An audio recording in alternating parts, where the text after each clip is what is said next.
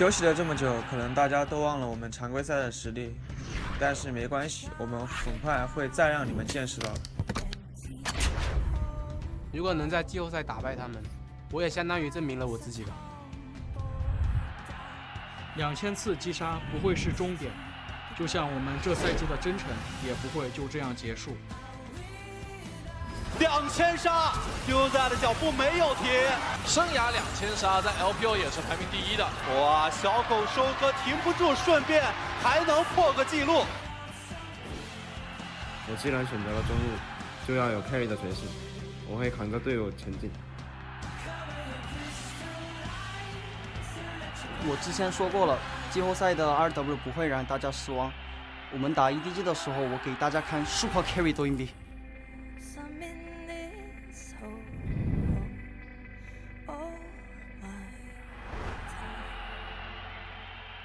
那个男人说要安排一下 LPL 的野区，但是我回来了，这谁安排谁还说不定呢。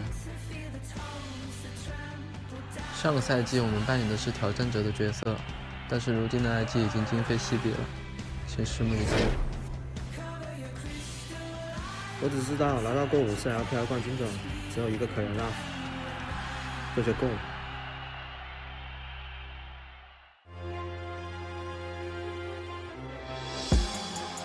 6 paths, they're calling me Madara. Your guys will hide in the mystic. My brothers put iron in fists like Kazuya. Man call me an amateur. I put numbers and squares like dates on a calendar. Had everyone dressed in black like I came here trying to unlock a new character. Had everyone dressed in black with a bottle in hand like Lane Long. Walk in a party, see a Barbie looking nice, I just give her a smile and a wink. Could have been dead, I could have been rich, I could have been locked in a cage.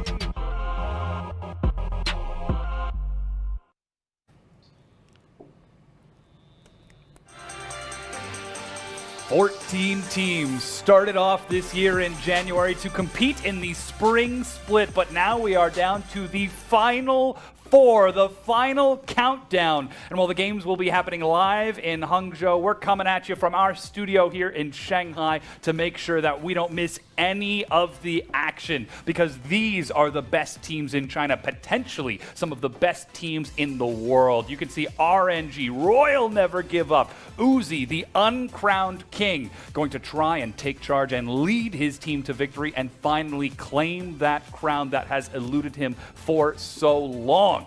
And of course, their opponents, one of the most dominant teams in.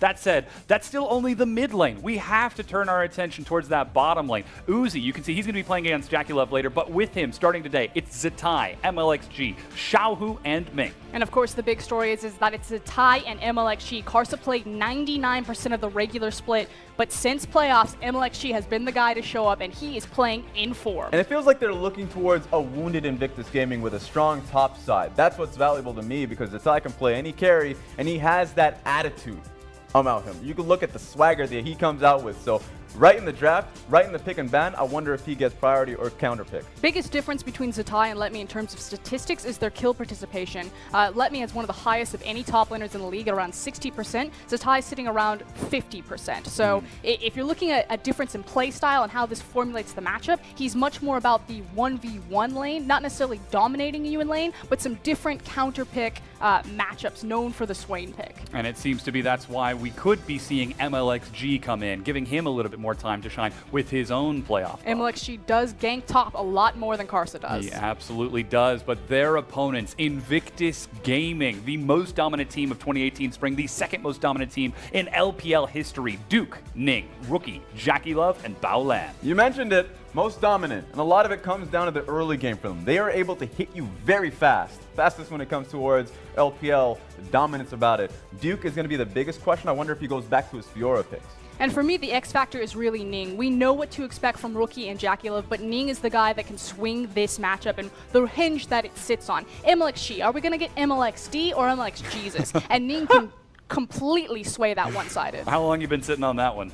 It's a Rusty special. Oh yeah, we'll call it that one. But as you can see, Invictus Gaming making their way on stage in front of the fans in a packed Hangzhou arena. They are the heavy favorites coming into this matchup, but RNG are hot on their heels. And just to pick up on the Ning discussion, because Ning is great in terms of buffing up his laners. Of course, they got strong laning picks for themselves, strong counter picks for him, and he's able to protect them so heavily. I wonder if MLXG can impact that, be in his space, get in the counter jungling mindset, and be able to put him off, I would say. And so often we talk about dominance here on the desk. Let's just take a look at some of those numbers there. Yeah, first place win rate, KDA, jungle percentage, damage per minute, gold differential at the end of the game. RNG right behind them. They're KDA, second place, fourth in win rate, jungle, and DPM. Which just means that the feeling for this matchup is that even though this is theoretically the weakest that you'll ever see Invictus Gaming and possibly one of their most important best of fives, you're still not sure if they're going to lose. Like, you're still just kind of leaning like, I think IG can still win this one, guys. Yeah, the last few weeks kind of did it for me, though. When they went up against RW specifically and just started to experiment, play towards a scaling process, even had the Ornn in the top lane. It was a Shy playing Ornn, but it was still a tank top lane that didn't have any extra pressure going up there. They smashed Rogue Warrior. And it's the identity of these top laners into the bottom lane, which is why I think that this match should be decided. This should be JackeyLove versus Uzi, the Crownless King versus the Kingslayer, or the opportunity to be a Kingslayer today in JackeyLove. We see it in every opening video. You know, JackeyLove, it's time for the new generation. iBoy coming in, Abel even behind Uzi, and Uzi still stands at the end of the hallway. You want the crown? Take it from me. But then again, he hasn't really earned it himself just yet. Hey, he got second place, He's not quite third. there yet. Yeah. I'm about to fight you. Yeah, right. But the biggest thing for me when it comes to Uzi is the fact that he's able to command so much attention from his team, which is something that JackeyLove has taken a step back in doing so. But because he's able to take a step back and absorb a lot of pressure, what his mindset is, or at least what makes Invictus Gaming so special around their bottom lane, is the damage he can still output in the game, even without that resource. My two favorite stats, and they're back-to-back on this graphic here. Look at his damage percentage. JackeyLove is 30.2%, 12th in damage percentage, but he is first in DPM, and that just goes to showcase how dominant Invictus Gaming are. They don't need to rely on their ADC to carry the brunt of the damage percentage or the share of damage that the team is doing, but that doesn't mean that he's not doing damage.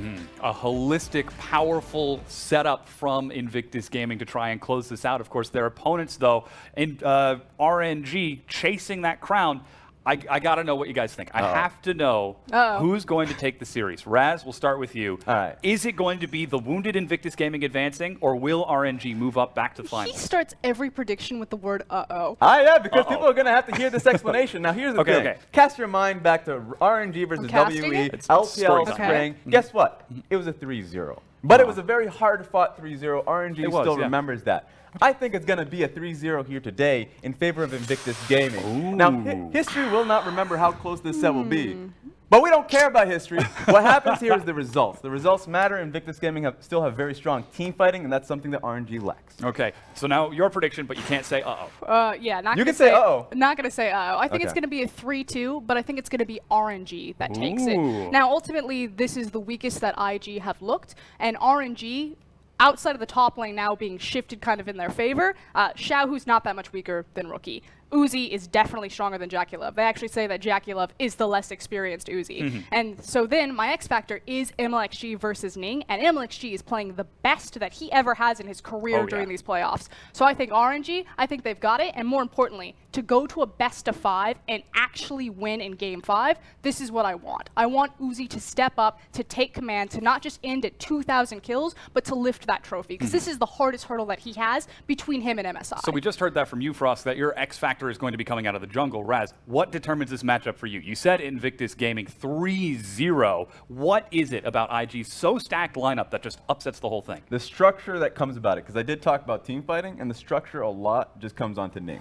So early game structure, he's able to keep these lanes uptight. I do not believe MLXG will do enough, especially when he's combined with Xiaohu, to be able to offset that, especially when we get into the team fight. Did you see his Gragas play, Raz? I saw it. Sweet Gragas play. Okay, here's when I have to get this off my chest, because even though MLXG has been playing incredibly well throughout the playoffs, when he went up against WE, when we went up against Snake, there were oftentimes you still see that greed coming at him when it comes to his early invade. Sometimes you just gotta feed. That's sometimes you just gotta give him false sense of security. That's fair, but you're going up against the most dominant team, and I feel like you make those mistakes and they will pay. I'm gonna disagree with Raz. But I'm going to say that Invictus Gaming, where I actually think that they have the strengths, is not on the Rift, but actually outside of the Rift. I think IG have been much more consistent in their drafting, and their drafting strategies are much more sound, and they've also showcased more play styles. So I think that even though they don't have access to the Shy, it doesn't mean that Invictus Gaming can't run multiple styles. I just think that Maffa is much stronger than Heart. That's why there's so much,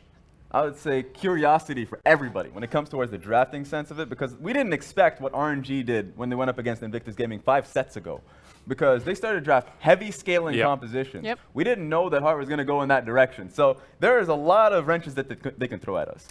So, I mean, it's 8.6. This is the first time we're really seeing Invictus Gaming coming up on that patch, so I want to see what they can do with it. Yeah, so still, this is Invictus Gaming with 2 full weeks of preparation trying to take down RNG. And we're seeing MLXG play well. There's still Let Me and Carceraz as well. You still think it's going to be a 3-0? Oh, you're going to challenge me again? I'm challenging you again. Because on my side you're here. the flip-flopper for the desk, so I just want to, I'm sandwiched? giving you the opportunity now. I'm giving you 1 flip-flop card. Do we have a flip-flop? We don't have any flip-flops. I will put my foot down. Okay. Foot down. Yeah.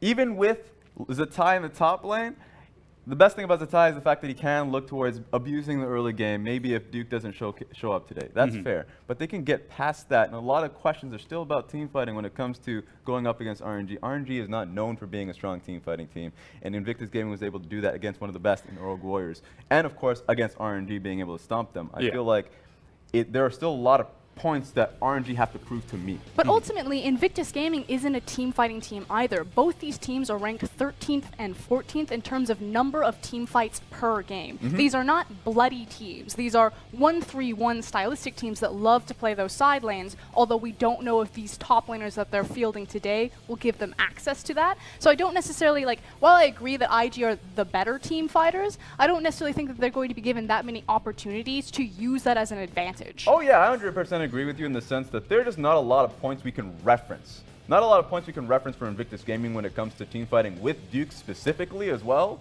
So a lot of it just comes down to what do we see on the day from both of these teams, and can they actually adapt going into game 2? Because the points of adaptation, I think Invictus Gaming have it strong with the amount of picks that they've showcased that they can counterpick, specifically mid lane.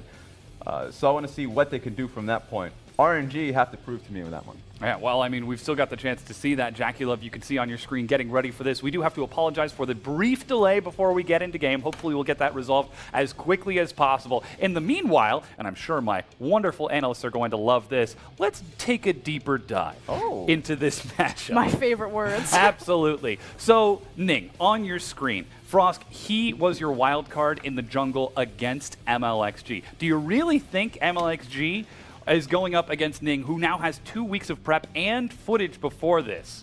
Is still going to bring it to Game 5 with the win? They're completely different styles. MLXG is still that battle skirmish heavy jungle. He usually falls behind in CSD. He usually falls behind in experience percentage, but he's very good at ganking repeatedly. Ning is much more about the counter gank. So can Ning be in position to catch an aggressive MLXG? Well, now it turns out that those delays were actually resolved right away. Nailed it. So our casters are ready to get us into game. First, though, let's hear Wookie's thoughts on the matchup. 我个人觉得我们常规赛的整个状态的话是很好，算状态很不错吧，不然拿不到这么好的成绩吧。然后我个人觉得我们还是多多准备一下，就是季后赛的一些比较强势一点的队友吧。我们目标的话肯定是拿冠军，然后联赛冠军，然后拿到 MSI 的门票，然后再去世界赛证明一下我们战队有多实力。 You heard it there, right there from Rookie. This is one of the most dominant teams that we've seen in LPL history, and it's Invictus Gaming's goals to pick up a championship here in spring 2018. They're going to try and start that by taking out RNG in the semifinals. RNG again, they're no longer the top tier team, they're the contenders going into this match. Pretty much. IG has been the most dominant team that we've seen in the LPL for a very long time. Remember that 88% win rate right here, but right into the bad picks we go. First thing we have to say, IG did pick red side. They are the counter-focused team. And for RNG, we were actually talking with the analysts before desk, and we felt that if MLXG was able to pick up Trundle, then RNG were actually going to win this set. This is a massive pick for RNG.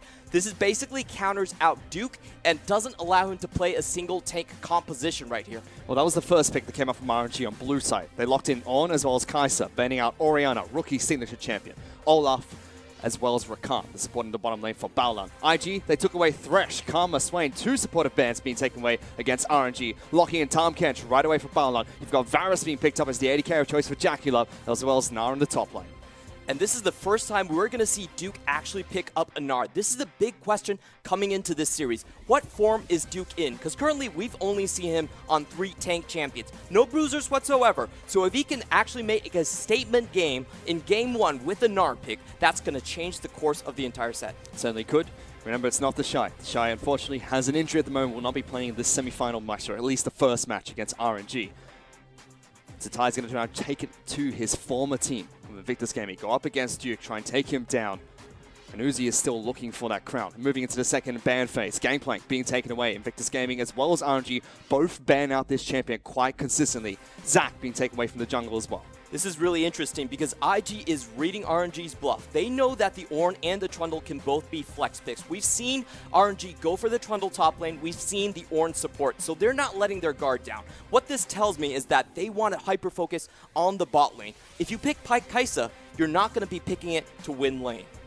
Kai'Sa's a very dominant champion at the moment, Clement. We're on patch 8.6 as well. This is where Kai'Sa got buffs after her initial release in 8.5.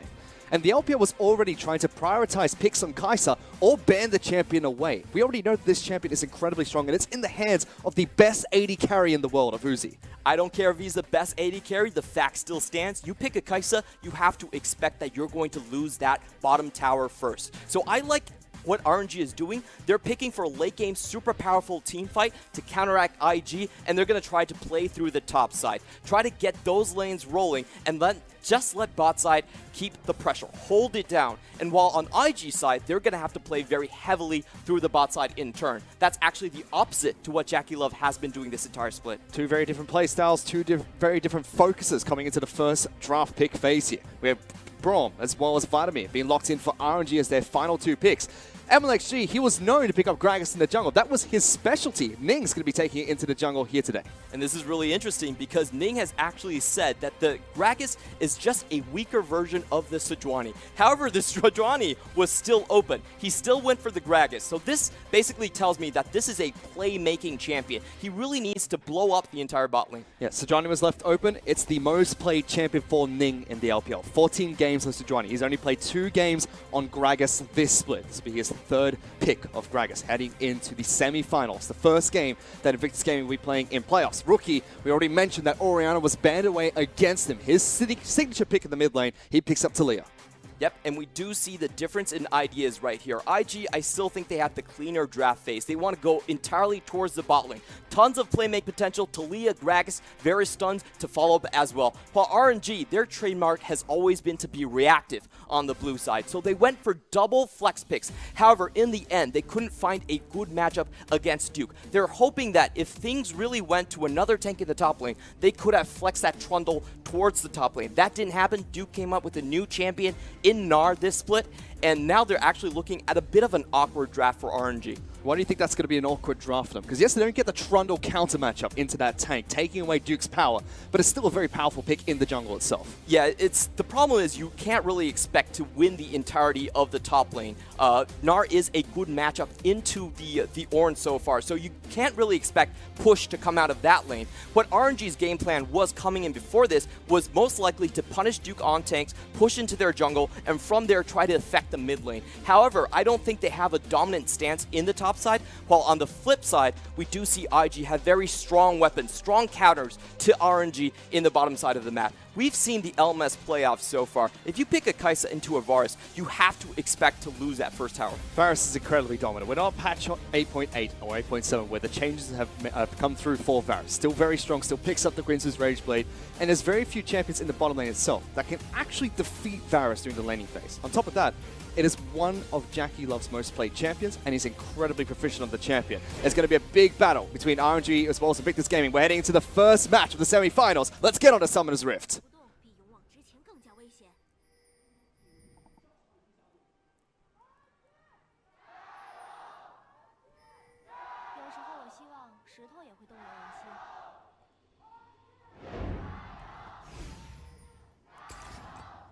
immediately we're seeing action coming out on the Rift. IG going into the enemy jungle, but not being able to place any wards down. Not able to get any vision at all there, Clement, trying to see if they could spot out any delayed invades coming out from MLXG. I mean, we saw him play in the semifinals. We saw when he picked up Olaf, went for a very, very delayed blue invade that almost costed a level 1 for RNG. They're able to call their way back in that matchup. But this time around, nothing too cheesy coming out from the two teams. We're onto the Rift for game number 1. You can hear the fans in the Hangzhou arena screaming for both RNG as well as Invictus Gaming. Sorry about that, but actually IG did manage to get a ward down to track where Trundle will start in this matchup. Now, this is the Rejuve B start Trundle, which we've been seeing quite often. If you use this, you actually can clear your entire jungle without a good leash, and you can start your 3 camps being down only 130 HP. Which does allow the bottom lane to get into the laning phase nice and early. Uzi as well as Ming get access to that without giving MLXG a leash, but Ning does the exact same thing for Invictus Gaming. That means that JackeyLove and Balon are not hindered by that start that comes out from Kaiser as well as Ming, but this is cheeky. MLXG going for a very early gank into the bottom lane. Uzi's already got some good damage to JackeyLove, flashed away, stunned by Braum. MLXG's coming in as well. Trundle Pillow is there. This could be first blood, and it's going to be picked up by Uzi, the star player for RNG. And they actually give the kill over towards the Kai'Sa just to scale her up earlier. Now, this has been a big point with Invictus Gaming bot lanes. They are the most gank lane in the LPL, 86%. 86 ganks over the split. This is also why Invictus Gaming rarely gets first bloods. So you could see that. Ballen had the right idea. They did put the ward down, but unfortunately, I actually think JackeyLove was slow to react there. He was a little bit slow to react because there was a ward, as you mentioned, to spot out that jungle path that came out from MLXG. He took a very creative path. He tries to go straight towards a blue buff after the gank of the bottom lane. But Ning as well as Rookie rotate over, allowing Ning to secure his second buff. So MLXG is a little bit behind the jungle at the moment. We'll have to see what Ning can do with his CS lead as well as the pathing lead at the moment. He's had access now to MLXG jungle as well. Definitely, and already clearing out that side of the jungle, going on to his path further. Now, the Trundle pick, the reason we say it's so important for RNG is because it allows you to win late game team fights. If you look at the tank line from RNG, it's far superior to IG. If this goes late and you have the Guinsus on the Kai'Sa with the Plasma build and you're just trading tanks, playing that World of Tanks game, then RNG is definitely going to come out ahead at 40 minutes. We're still a long way away from getting into that late game. The only thing we've really seen too far is going to be MLXG getting that gank to the bottom lane, allowing Uzi to get slightly ahead, but it's still up against a Varus matchup. He picks up 2 daggers for himself on his recall. Summoner spells are still in favor of Uzi though. Meanwhile, we have a gank coming in behind the turret of the mid lane. Rookie as well as Ning looking for that one, and MLXG was right behind in case that gank went through. Yep, and this is Ning trying to secure an advantage for his bot lane. Their game plan is still to blow that bot lane up, but they can't do it if MLXG is cutting the jungle in half. Moving now towards his Krugs now as well, still farming back up. You can see he's picked up the attack on Trundle. And it's going to be more of a supportive base champion. Previously, we've seen Trundle be picked up in the top lane or as a support, or historically in the jungle, builds towards a tanky champion. But it makes sense now to be a big pickup for RNG and go towards the supportive item builds as well, because that allows Uzi to be more of a playmaker. That's definitely true. Recently, the Trundle has been picked a lot just because of his early dominance in lane. JackeyLove has to know something is coming. Uzi is trading with him quite frequently here. But they still haven't spotted him out. JackeyLove is playing this one a little bit safe. You can see Balon now, level 4, has access to all of his abilities. So if JackeyLove gets into the same situation that he found himself in at level 1, this time Balon can protect him. And it's his most played champion as well, picking up Tahm Kench as a priority pick for Invictus Gaming. It's a champion that RNG constantly ban out in their match as well, denying that safety for their opposition's AD carry. They do want a lot of action to happen around Uzi. This is why actually we initially didn't really think that Uzi was going to be big on Kai'Sa, because Kai'Sa is not a champion that you can punish lane very heavily with. However, today, the reason they're picking up Kai'Sa, I think it has a lot to do with Duke playing in the top lane. They do have another avenue to play on the Rift. You know, there's only 2 places you want to play in League of Legends. You either play towards the top side or you play towards the bottom side. They're going to try to absorb with Kai'Sa, try to take away threats that IG is going to throw at them, and then outscale towards the late game. Well, they've already been able to get Kaiser slightly ahead in the bottom lane. We mentioned that puts JackeyLove a little bit behind, because that was meant to be a very dominant side of the map for Invictus Gaming. Now IG are going to try and take that dominance back, rotating both Ning as well as Rookie into the bottom lane. Blast going through as well as the Weave as well, trying to cut them off. Flash over coming out from Uzi. They knock Ming back in towards the range of the rest of the 4 IG members. They get a single pick, but Uzi stays alive. And that happened so fast, right after Ning cleared out that ward behind the red buff. We call that the highway from mid to the bot lane. And you can see this is what has made IG such a strong team, because they are so fast on the rotations. And MLXG, even though he knew where the enemy jungler was, he wasn't able to react in time. Xiaohu's also spotted here. Yeah, the only thing Xiaohu was able to do is push in the mini wave underneath Rookie's turret, deny some CS there, but the CS between the 2 mid laners is fairly even at the moment. As we mentioned, Uzi was able to burn both his summoner spells. He got away from that gank of the bottom lane by Invictus Gaming. And we mentioned that they could play towards the top side of the map. They could try and assist Duke, who is doing fine in the top lane at the moment on Gnar against Tatai's On. Hasn't gone back to base just yet. Neither has Tatai. He's had the luxury of building items in lane so far. And we do have to remember, Duke is the person that ended RNG's 2016 Worlds run. The last game he played, he actually played a fighter. He took the Aurelia and ended RNG's dreams of a championship. So this is a guy with a history of playing that 4-1 split push for Korea. This is a guy that can go for those bruisers, and he's trying to make a statement in Game 1. But both these teams, Clement, they're known for their split pushing potential. Maybe not in the same 1-4, exact 1-4 style. But throughout this entire split, we've seen IG try to stay away from teamfights. We know they were very weak at teamfights in the early stages of Spring Split. Something that they cleaned up moving towards the final phases of Spring Split. And they're very comfortable teamfighting now. But again, RNG average 2 teamfights a game on the games that they win. That's very low in the LPL. Now, IG are an extremely bloody team. They play at a champion kill per minute of 0.8. That's actually 53% faster than the fastest LCK team in Rock's Tigers. But the way they get their kills is through small skirmishes. They have the most solo kills, and they also move Rookie and Ning around to all of the lanes most frequently as well. So they're much more of a small skirmish team. On the other hand, RNG has kind of the same stats, but they do it in a 1-3-1 style. They actually go much later in the game. They're slower to start up, but they also have that skirmishing power later on. And again, a lot of those solo kills came from the Shy, who is not playing for Invictus Gaming in this matchup. But we already said Duke is very solid. He's very stable, has a history against RNG, and he can be that facilitator that Invictus Gaming need later on the match. He's been left in an island on his own against Tatai so far, so we haven't seen too much of him just yet. All the focus has been towards the bottom side of the map. For both RNG as well as Invictus Gaming. RNG very early on, getting that first blood. IG reacting, making sure that JackeyLove can claw his way back into the matchup. Now continuing to try and be a little bit more dominant in that bottom lane. IG are the ones that need an early lead this time around just to justify the Gragas pick. He's a playmaker, but late game he's not a very good tank. And the key thing isn't about how many kills that IG can get on the bottom side. It's about how much damage they can put on that first tower. Now I'm going to give you a stat that might surprise you, but when IG take the first tower, they have actually never lost a single game. That's how dominant they are. Their rotations are incredibly crisp, and that's also why Tahm Kench is their second most played, because they can instantly turn a bot lane tower into a mid lane 4-man. And they pick up the first turret in their matches 76% of the time. It is incredibly high up there, and IG able to punish when they do that. They picked up the right champions to do so as well, Clement. We know that IG have to find these kills and these skirmishes across the map time and time again. They picked up Talia, can rotate around the map quite nicely. We already seen one use the Weave as well in the bottom lane. They have Tahm Kench as well as a teleport on their top laner. These 5 members can collapse onto any single part of the map nice and easy. You can already see that they're trying to do so in the bottom lane once again. Ning is set up to try and get a gank going. Rookie is cheated into Fog of War, trying to get that ultimate down there as well. They're going to go for another dive here, Clement. Here Ultimate's comes coming Xiaohu, out.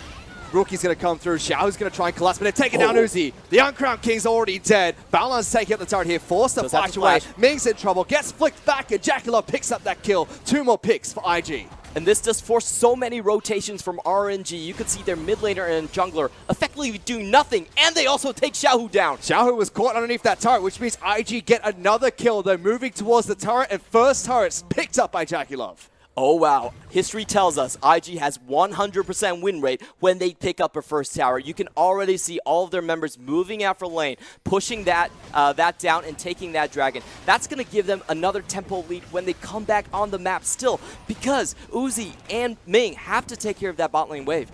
Both Duke as well as Tatai teleported back to lane about 30 seconds before that fight happened. Duke was then bullied out by Tatai as well, so was able to do successfully there, but no top laners impacted this fight, and it was all the IG show. Yeah, pretty much. The first Gragas barrel wasn't even that good. He didn't get a knockback, but that wall coming out from Rookie's Talia was masterful. He really put Xiaohu in a very bad position, and right here, I just think he forgets that Varus is still holding on to the chains of corruption. Actually, didn't even need to use it. He just died right there. Just takes him down. Rookie, you can see, very excited. We already heard from Rookie before going to this match. He's a lovable player. He's been adopted as one of the hometown heroes here in China as well. And he's already having a great start to game number 1.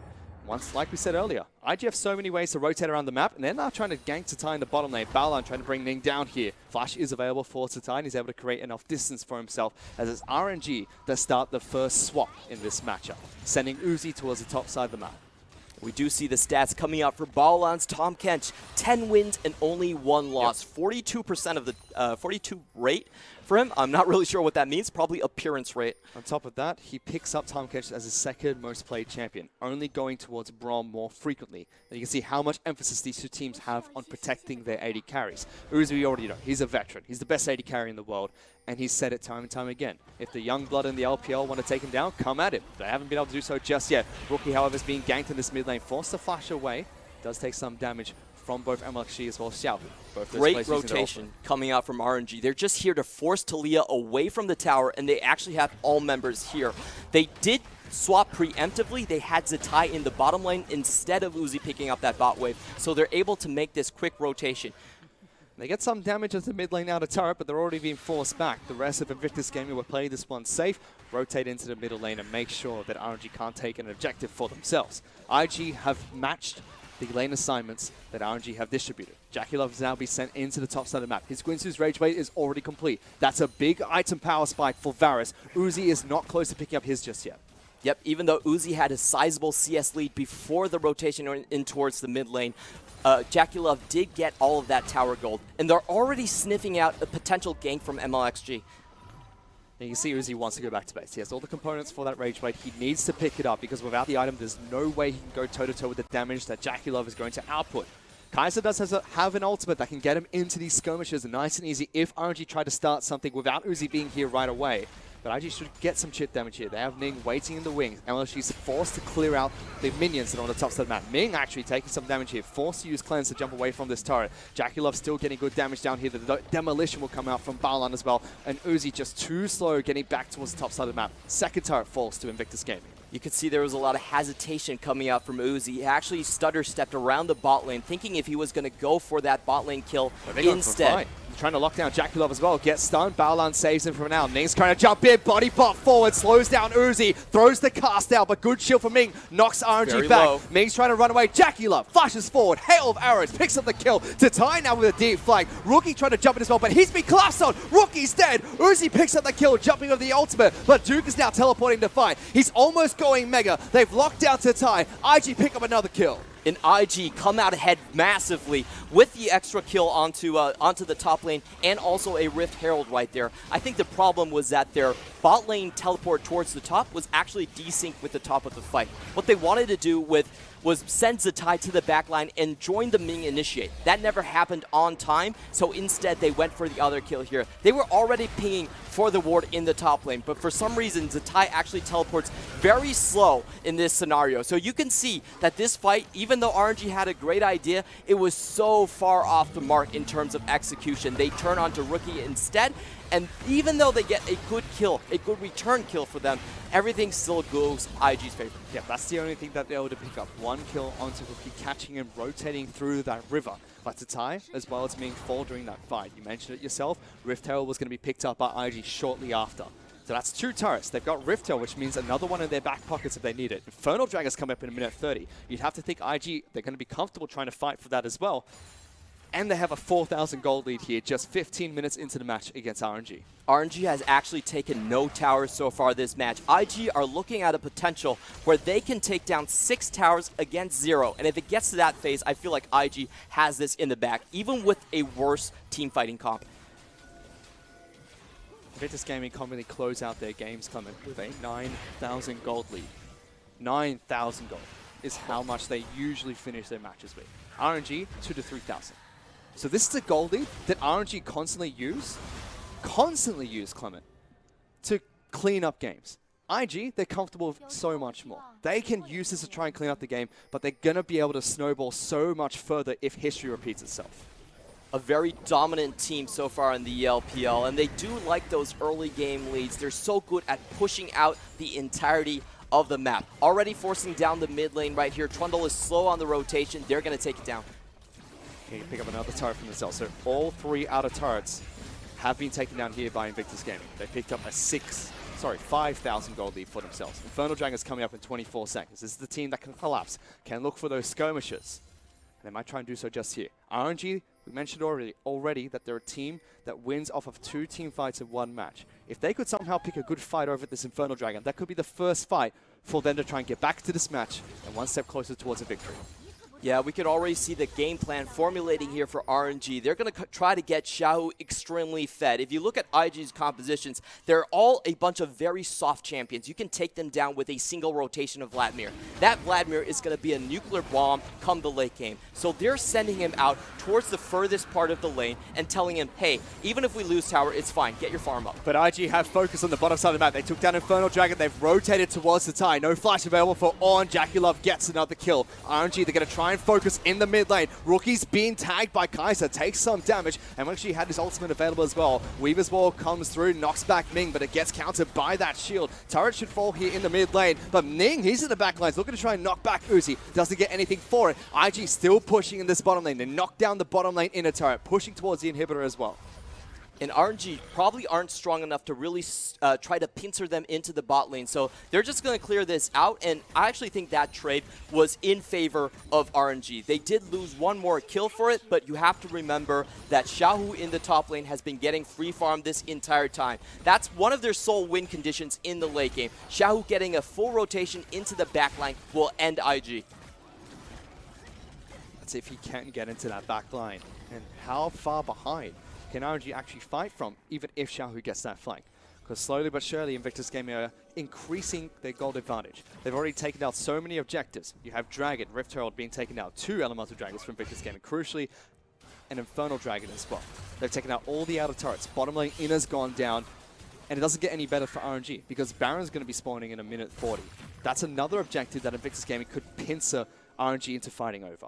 And this is actually a fairly fast Baron team. They do have the disengage from the Talia and the Gragas and the percentage health damage from the Gnar and the Varus as well. So if they start setting up on here, they're going to try and force RNG into this corner before Xiaohu is ready. Not to mention, you said it yourself, this is a team that wants to fight in those skirmishes, get those picks. With their team composition, they could try and find those before going towards Baron as well.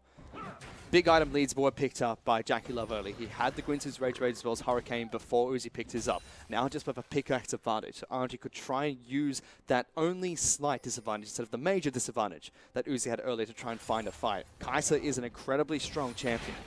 And we've seen what Uzi can do with the champion. We've seen what lots of AD carries in the LPL can do with the champion. But as you mentioned, it always gets put behind through laning phase. Yep. The key thing about the Kai'Sa is when you want to start your initiation, but here comes Ning. Well, Ning wants to start initiation right now, Clement. Ming's forced to flash away, uses the cleanse to get away from Chains of Corruption. IG using quite a few ultimates there to try and start a fight. Ning forced to flash as well, but Duke's being tagged in the bottom lane. Uzi's going to try and hunt him down. Flashes away from the second charge. The ultimate coming out from On. Can he get away? No, he can't. Uzi picks up that kill. 1 pick going to RNG. And that was great timing from Uzi right there, because IG had already expended most of their initiations. There was no chance they were going to walk into a Baron pit. That was the only time he could do that as well, because that's 10 seconds till Baron spawns. So Uzi, that's the last time we're probably going to see him on the bottom side of the map. RNG gets something for it, but it's just a pick. IG still with a 5,000 gold lead, and they're being a little bit cheeky here, waiting inside a Fog of War. It's a very tense moment. Ning's coming out. He does not have his ultimate, so it's just there to try to scare RNG away. RNG probably know this as well, but they're not going to risk the chain of corruptions coming out from Jackie Love. Still on cooldown at the moment. That's halfway back up. Summoner spell still available for Jackie Love as well. They have to respect Invictus Gaming whenever they make plays like this. They are the ones with vision control around the river at the moment. Good wards inside of RNG's blue side of the jungle as well, tracking their every movement and threatening that major objective every chance they get. You mentioned that Xiaohu's going to be the major carry for the team. He's already picked up 2 items here, Clement. Proto Belt as well as Shirelle's Revelry. He has the ability now to get into the backlines and has Ghost to do so as well. Yep, definitely. I think IG really need to take the Baron before Xiaohu can really finish his Zhonya's, because when he gets that Zhonya's, it's so hard to see how IG can actually start winning these team fights. So they're actually on a pretty tight clock here. They do have a 5k lead, but they need to use it and transfer it to Baron pretty soon. But the only movements they made so far is getting vision down, which RNG have countered and swept away and make sure they take vision back for themselves. Again, Xiaohu's been farming up this entire time. Has a stopwatch for himself as well.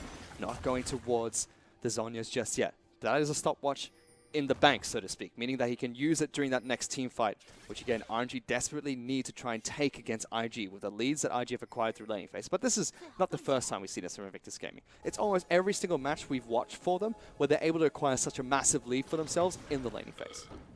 Definitely true thing. And IG, that's why the analyst desk thinks that they are the better drafting team. They have a more cohesive plan most of the time. For RNG, they're much more reactive. They like to clobber the first few picks in the blue side and make all of them kind of flex picks and then decide where they want to go with their drafting phase right here. And I think it did cost them a bit in the early side. They did try to get a couple kills bot, but they weren't able to push anything in the top side. Yeah, they had some cheeky plans to try and get Uzi ahead nice and early, but they're trying to hunt down Rookie as well. Gets tagged on the top side of the map, knocked back by Ming's Trundle Pillar. Did allow Kaiser to get the jump if she wanted to, but IG rotating, looking for a flank themselves. RNG respect that. They draw back, move closer towards their side of the map, closer towards their turrets. Threaten IG to go for the fight. A FLICKR comes out from Rookie, gets some damage onto MLXG. Jackie Love still farming on the top side of the map. And although IG are putting a lot of pressure here, at the same time, Xiaohu, he's farming mid lane. He's happy to push this one back, happy to draw that focus for IG. Duke as well as Satai, they're constantly in a split push battle in the bottom lane. They found MLXG again. He's very low, cut off by Rookie as well. Ultimate is going to come out. He's forced to flash away. Now they're going to get Uzi as well. Flicked backwards, so low. Jackie Love gets the kill. Big mistake coming out from RNG. Ming is going to fall as well if they can find one more skill shot. But Baolan's forced to flash in. Rookie gets that kill. And that was a clear mistake coming out from RNG. Yeah, RNG were sitting on the wrong side of the tower. They should have stepped in the lane onto the leftmost side. Instead, they tried to find an opportunity to potentially cut off IG when they were trying to siege in, and that cost them massively. IG are going to pick up a very easy Baron here. 2 times that MLXG gets caught in the jungle there, Comet. The first time, he just took a little bit of damage. Second time around, not only did it cost him Uzi's life as well as Ming's, he burned his summoner. He burned his ultimate. And as you said, IG pick up a very easy Baron buff for themselves with an 8,000 gold lead. I have to say, that was just such an opportunistic try from MLXG, staying on that side of the corridor, trying to pincer Jackie Love if he stepped too far in. But IG were already ahead of the play. They read MLXG like a book. They knew he was going to be waiting there, and they used all of their globals to instantly snack him down, get the Baron before Xiaohu can get Zhonya's. And we know that RNG can scale up and try and get big in the late game, but Jackie Love, he's already so far ahead. Infinity Edge as well as Hurricane already picked up from Varus, has the Rage Blade as well. Physical damage build coming out from Jackie Love. RNG, their game plan has to go later and later, but they're going to try to get a catch now. They're going to try and fight right now. Xiaohu finds a flank onto Jackie Love. He's trying to kite this one through, takes too much damage, but takes one person down with him. Baolan will pay for it as well. Uzi gets a kill, and RNG say now is the time to fight. They get 2 for themselves. Definitely going to drag that Baron timer out quite a bit. I'm actually surprised that Ming somehow was still taken out by Jackie Love right there. Even with the flash, he wasn't able to escape cleanly. That just buys them some time. They don't get any major objective for themselves. That Elan's now locking down onto Rookie as well. Kaiser able to dash in. She'll be an easy pickup for Uzi. And IG, they're still holding on here, Clement. IG were perfect all the way to this moment. The mistake after mistake, allowing RNG some breathing room. IG are still very inexperienced when it comes to the super late game. They're not a team that plays a lot of late games. They finish games in 31 minutes. So a lot of how to close out might be unfamiliar to them. against a team that is as experienced as RNG. And that's also one of the reasons why we said Trundle was such an important pick for MLXG. It works too well with too many combos. You can combo it with the Swain, you can combo it with the Kai'Sa, and you can also do it with the Camille. And we already mentioned earlier how IG, when they close out games, 9,000 gold lead. Looks like a great stat when you're 3,000 gold ahead in the early game. It's just going to get worse and worse for the opposition, but it's a double-edged sword. If they need that type of gold lead to close out games, RNG, they're the opposite. 2 to 3,000 gold. They'll close out a game, no problem. It means the exact same when they're behind. 2 to 3,000 gold behind, they can try and fight their way back into it. Slowly clawing this one back, but they're still facing a massive deficit. A 6,000 gold lead for Invictus Gaming. They just picked up their 3rd Elemental Dragon as well. Baron's going to be coming up in about 4 to 5 minutes, and they still have Baron buff on a couple of members. And that's a great point you're making. IG, they have not played a lot of close games in the LPL so far. I think this is the biggest test for JackeyLove in particular, because most of the time in the late game team fights, he's not even orb walking. He's so far ahead, he's standing in the front lines. Here comes the flank. They're going for another fight. Initiation's going to come out. JackeyLove forced to flash away, but he's been tagged. Uzi in the back lines. Xiaohu takes down the carry of IG. Ballard's going to be next as well. The flick back from Rookie doesn't matter, and it's disaster for IG at the moment. And you can see Hart right there nodding his head. They're like, IG, they don't know how to play the 1-3-1. This is our purview. This is our turf. This is the style that made us successful in the LPL, and you're not stealing that away from us. We already mentioned it. 2 team fights. RNG have found 2 skirmishes already. They're going to break mid lane in a turret, and IG for the gold lead they have, they don't look like they're dominant at the moment. Good flick back coming out from Rookie. Ning was forced to flash away there. Inhibitor turret is under siege, but RNG are fairly low. They need to retreat away from this. Ultimate not available for Gragas. Can't find the initiation that IG really wants to go for. But during this entire time, Duke, the facilitator for the team, the substitute coming into game 1, he's taken down top lane Inhibitor turret. Duke is showing that he still has it. He still knows how to play that Korean top lane, split push 1-4 style, and taking something back when RNG were going for another objective. I think the key player there was actually Rookie flipping most of the minion wave along with the RNG players. That actually cleared out the entire wave, so they could not continue their push. But back to the game plan for IG. Straight back into mid lane, knocking down mid lane in a turret, trying to take as many objectives as they can. They still hold on to the gold lead. They know that RNG are proactive in looking for these fights. And it's actually quite scary that RNG have been able to find these initiations. And slowly, Xiaohu's getting stronger and stronger. Yeah, the problem right here is that our IG actually didn't have enough wards in the mid lane to see this coming. And you can see instantly how easy it is with the Trundle pillar to tag onto a backline. Kai'Sa flies instantly in there, ends JackeyLove's life, but unfortunately that's actually when RNG should have backed up. They got nothing for pushing forward and traded a bot lane inhibitor, top lane inhibitor tower. And slowly Uzi is getting incredibly strong as well. The 2 carries for RNG, the ones that want to take it to the late game, have got some crucial items. That stopwatch still hasn't been used by Xiaohu just yet. Can use it in a big team fight if he has to. Uzi's getting strong as well. Mercurial Scimitar complete, so he can get away from crowd control, get that extra boost of movement speed, and crucially lifesteal for Kai'Sa as well. Has a BF sword moving towards probably that Infinity Edge next.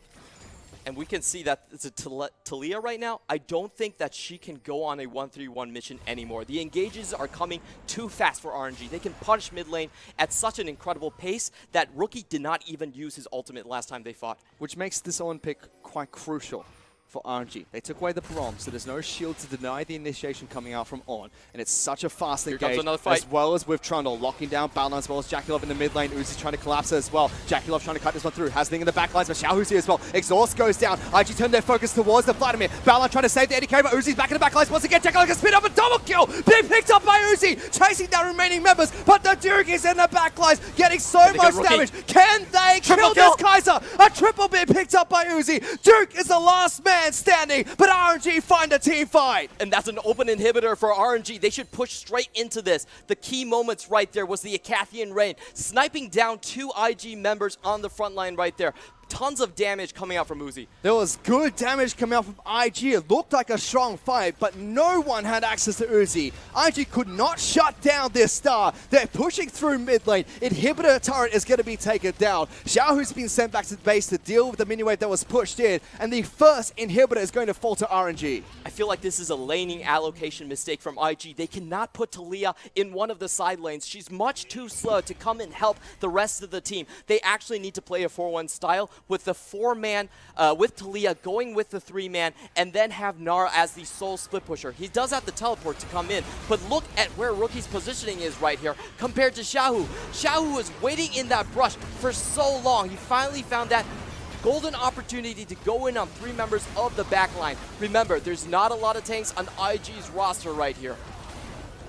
And Uzi just gets free access. After Rookie gets tagged by Windows by lockdown, Ning tries to save him. Not going to happen. Scumbag Xiaohu steals the quadra kill, but it was the Uzi showing that team fight. And every team fight that RNG have looked for, it's been initiations coming up from Zatai. And Melexi and Xiaohu finding the flank, and Uzi on cleanup duty. He's the janitor right now, and he's picked up 9 kills, Connor.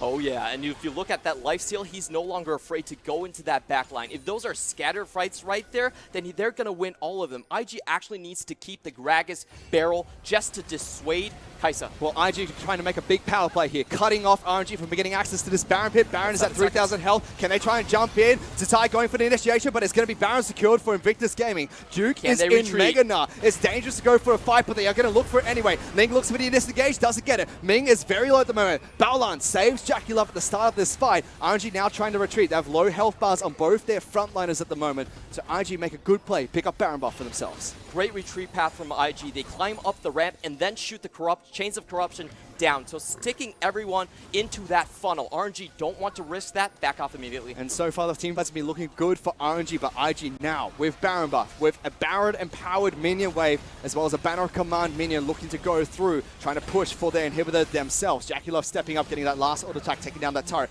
Ming and Xiaohu at half health at the moment. Jackie Love gets access to the inhibitor as well, and they trade back an inhibitor for themselves. IG are potentially looking at 2 inhibitors right now, but they are appealing for the Elder Drakes.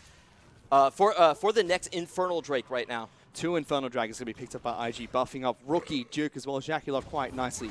And there's some extra ability power as well as extra damage going to these fights. RNG not fast enough to rotate and pick that up for themselves. RNG still in firm control of this game, but every single team fight that RNG have started has looked so good. Yeah, they've actually won every team fight they started, and I think IG has now gotten the memo. They can't split up. They can't play the 1-3-1. It's too dangerous, even with the Tahm Kench. So they're going to look to set up these 5-man sieges. It is actually now up to RNG, up to Xiaohu specifically, to try and push one of these side lanes as far as possible and not allow IG to group. Let's see if he can, because Rookie again is being sent on split push duty.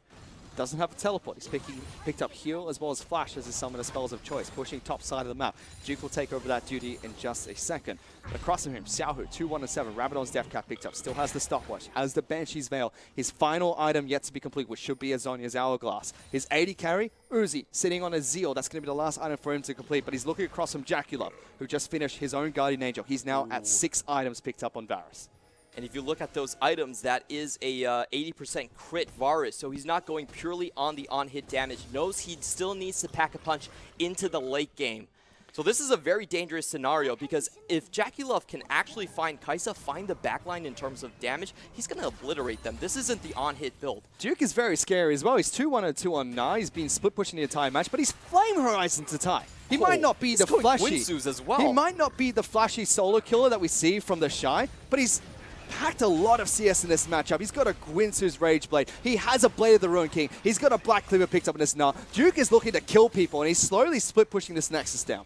And I guess the answer to is Duke only a tank player is a solid no. He knows the matchup, he knows his role very well, but he's being going to die here. Looking to try and get taken down. Uzi's trying to move forward. Mercurial Scimitar gets used for the extra movement speed, but is it going to be enough? Duke's trying to get away, but the rest of IG, they don't care. Chase down that top laner. We're going to destroy your base. Team fight starts. RNG looking for it. Xiaohu uses the ultimate, gets locked down, forced to use the stopwatch. Jackie Love taking the turret very low. Zatai trying to jump back in. Jackie Love, stasis. Guardian Angel gets popped. He falls down a little bit too far forward there, Rookie. Zatai gets the kill. IG now going to try and chase forward, running away, backing off from RNG's base. At the same time, Duke was taken down by Uzi. He's farming up in the mid lane as well. IG were looking for the win, but they can't close it out. That's actually massive for Jackie Love, because he expended all of his resources to try to finish the game right then and there. That was a 4v3 scenario. There was no reason that the Varus should have fell down. He loses his Guardian Angels and both Summoners. That's a massive teamfight opportunity for RNG. But still, Clement, every single time it looks like RNG are going to win these fights decisively. They pick it up, they go for the initiation, they somehow find Duke. Yes, they lose their turret, they lose another inhibitor for themselves, and they've got no more inhibitor turrets left standing. you look at the scoreboard, yes, it's looking good in terms of kills, but there's still 7,000 gold behind Invictus Gaming. Yeah, the gold really isn't that far behind. The biggest gold lead is actually on the Gnar, the full damage Gnar. This means that IG is never looking for team fights. They know they cannot compete in that category. They're just going to try to play the 4-1. This is what Duke won a world championship with. He is not a pushover, and he is certainly not a tank-only player. Mid lane's dead even, and Xiaohu's still looking for that final item. Uzi, level 17, max items as well.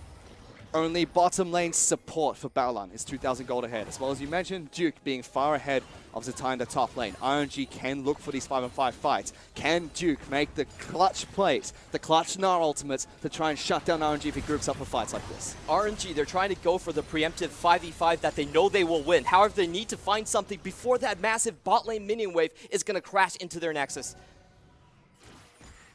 And it's slowly pushing in. On top of that, Nexus Here they starts go. low. They're looking for the fight right away. Tatai initiates that. Duke gets taken out instantly. Now a 4-on-5. Baolan tried to save Jackie Love from the initiations that came out. IG, 4 members strong, just trying to delay RNG because super minions are collapsing onto the Nexus. Ning is in the backlines with a flank as well, just trying to clear out these minion waves. RNG must push for the win here, Clement, or the minions will end the game for IG. They still have a 5v4 advantage, but there's full way clear for IG. I don't see them being able to finish right here. Flashing forward, Baolan's going to save Rookie, spits him back out towards the fountain. Jackie Love's trying to kite away from this. Uzi desperately trying to take down turrets, but look at the bottom left-hand side of that screen. Turrets are being destroyed by super minions. Ninga's keeping it occupied. There is no way for RG to escape. Are you trapped in here with IG? And they're going in for Rookie. Uzi's They get going in. Rookie. Rookie's going to get taken down. RG Is this actually going to work? Xiaohu, he's going to take down Baolan, chasing back Jackie Love as well. He's onto the fountain. What are you doing, Nexus, it's bare, but RG, they're going to try and take it out themselves. Ning has to put Ning up is a so miracle. low. Here comes Jackie Ning. Love has to do something as well. Oh, they take Uzi. Knocked into stasis. Jackie Love gets 2. Uzi's going to come back up. Slowly take it down as well. Down with the crit. Another one for Jackie Love. Another one bites the dust. A quadra kill enemy picks up. The teleport from Duke as well. That's going to be game. IG, they're going to be able to pick up game number 1, and it's going to be the Duke that does it for the team. And IG managed to pick away at a miracle team fight right there. They actually did a lot of bad things in that team fight. They should have waited for that bot lane wave. There was no reason to step out of their home base, but they did so anyway in a bit of a greedy move and gave RNG several chances. I said that was RNG going to a late game, going a little bit fumbled and willing to risk everything for a clear team fight right there. And even though it was messy, even though it was high pressure, IG managed to come out ahead. Hero plays by Ballin right there, keeping Jackie Love alive towards the last moment. We could see Uzi, he was holding on to killer instincts for the entirety of that fight. He did not use it on Gnar. He was waiting for a backline carry to go in and pop that. He waited for so long. He got the rookie, but he wasn't able to find Jackie Love. No, he was not able to take down Jackie Love, who stood his ground with the help of Rookie, with the help of Baolan, one by one, cut down members of RNG and allowed Duke to teleport into the base, get that game-winning play. And as much as IG led towards the entire match, Clement, RNG were fighting tooth and nail every single team fight. Yeah, RNG just had the 1-3-1 read so well. IG, it really took them till 35 to understand lane assignments. But once they got it, they were able to steamroll. They certainly weren't. They pick up game number 1. For now, though, let's send it back to the analyst desk to break down that game. What an ending to game 1. Look, we don't have a lot of base races in League of Legends because inherently 5 versus 5, it's almost always a mismatch. But I think that is the closest we've had in years, and it came down to what, 20 health on that final Nexus turret? It was very low, and it was one of those moments where it was just the minions going for the base race. It was actually just a full defense from Invictus Gaming to hold on to the fort. Amazing. I got nothing. Like, if that series is indicative of all these other games, like, I just can't wait. Like, that was game 1. That's the thing. Like Fish said at the end, that was game 1. Yeah. With the base race. We had a quadra kill, we had Kaisa popping off, we had team fights and split pushing. We had a Gwinsu's on Gnar for Duke in the top lane. Look, these teams are coming out swinging in the semifinal. I think we've got to back it up and start from the beginning because there's a lot to dissect for this matchup. And of course, the place that we start at is that draft in the beginning. We wanted to talk about it a little bit before the show, but had to see some tape for these picks. Now that we've seen it, what's the verdict on how these teams drafted, particularly in that game 1, Raz? Okay, do you want the first shot at this, or am I going to take it? I'll go with the first hit just because the major points of this one is the fact that Invictus Gaming have, across the board, winning lanes. Gnar in the top lane up against the Ornn, mid lane Talia versus the Vladimir, going to be able to push that in. And then of course we were always talking about the Varus pick coming through. Varus pick, boom, Invictus Gaming's favor with the Tahm Kench. They got so much comfort in favor of them, and they were seen as the early game team, so they had themselves the early game composition. So my issue with the composition, because I do agree with you, like giving IG winning lanes like that, never a good idea. My issue with RNG is that they let the Tahm Kench through. I don't actually care about all of the winning lanes across. I think that RNG had a really bad read at 10 minutes, letting those dives come through when they very clearly had information that IG were going to look for the dive. Just sack it at that point. Look for the lane assignment swap, get out of that position, back up, give them away the free tower. Don't just also give them kills. But by giving the Tahm Kench, it made it that much harder to 5v5. And that's why I really like RNG's comp, which was in that 5v5. The axis of the Trundle, Vladimir, Kai'Sa backline threat. Like if Baolan is not on point with that Tahm Kench, Varus is never going to stand a chance. And then we saw it time and time again that IG were just getting ripped apart in these team fights. Yeah, it's funny too, because of the mock drafts that I actually had with Clement, we just didn't leave. Ban the Kench. Kench just did not coming out of the ban because Megan found, or at least Baolan, found so much comfort on the champion. And it's just so strong when they're trying to eat pressure, when they're not literally trying to aggress in the lane. Their first death came in the bottom lane, and it was valuable to have the Tahm Kench so you would be able to play that one safely. The other adjustment that I would do is I would change the Vladimir to an Azir. Now, Raz, we were talking about this, and I agree with you. By taking the Vladimir and then having access to teleport because you've unsealed Spellbook, you can follow the Talia when she tries to make those plays. I know you have the point on that, but the reason why I wanted the Azir is because that composition could outscale, and if you already have sacked all of your lanes to Invictus Gaming where you're giving them lane priority, then at least with the Azir, you have the ability to stall in blue side jungle or just to wave clear forever, which Vladimir, you don't get that same safety. It's not just about the wave clear, it's also about the utility that the Azir is bringing. And so that's the one adjustment that I would have made, but then you couldn't follow the Talia. Yeah, the major issue is the fact that you can't follow the Talia. So RNG picking all three bad lanes is horrendous in the sense that the bottom lane dive is going to work. The only reason it shouldn't have worked this game, 10 minutes in when the dive does go bottom lane, is because Vladimir holds on to his Ignite. He has Spellbook. Second time it goes back, and he still has Ignite, leaving the base when he should hold on to TP. Double TP resolves that. You just hold on the focus and focus on the fact that bottom lane, you go for the defense, and you all in on the fact that that bottom play will not happen. And sure, there was a discussion about Uzi and Ming holding for level 6, but it wouldn't be an issue if the jungler was pathing down there fast enough. He was already at his Raptor, so you could tell that he didn't see the gank coming, or if TP was just prepared. And while RNG did suffer a few dives in that bottom lane, it was when we saw them reset the map about 30 minutes in. They swapped that Kai'Sa to the other side. They had that Kai'Sa in the mid lane just catching CS. I say that Kai'Sa, it's Uzi. It's the uncrowned king, the Mad Dog.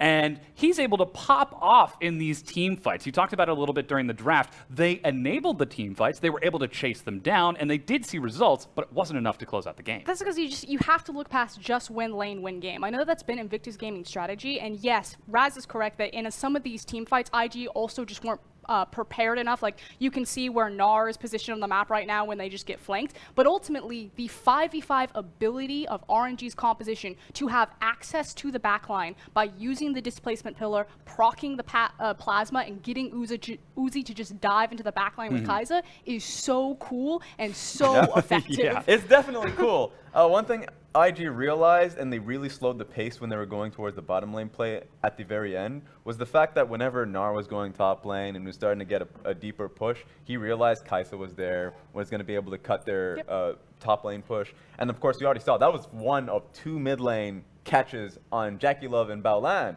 where they were starting to get the push mid lane, and they immediately get cut off because their laners, Invictus Gaming, are trying to get a 1-3-1 setup, at the very least a 1-4. So they're just unprepared ultimately, and realizing that they actually just had to play it incredibly slow and wait for the waves. They finally did it. That wasn't why they won the game, because that was a hectic ending, but that's how it happened. So speaking of that ending, we've actually got that for you right now to sort of demonstrate how chaotic and how close it was.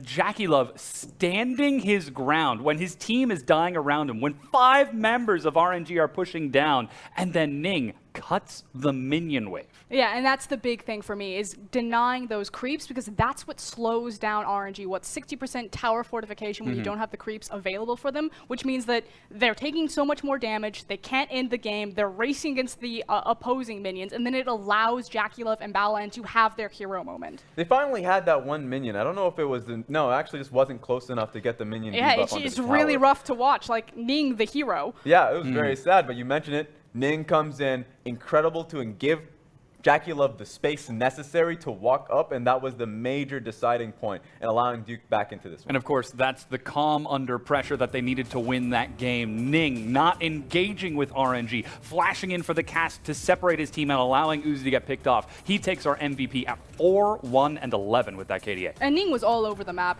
She was pretty much relegated to his own jungle, did get some good plays going early on with the initial gank bottom, but Ning was alive in She's jungle, constantly tracking him, finding these good opportunities, and then cutting the minion wave to really be the hero when it counted. And I know we touched on the early game and the drafting specifically, but one thing that is great for Invictus Gaming's strategy and how they utilize Taliyah is Gragas Taliyah, get the combination going. The CC chain. Of course, CC into the flick, so there is a lot of kill pressure onto Vladimir, which is why he was playing pretty passively early on.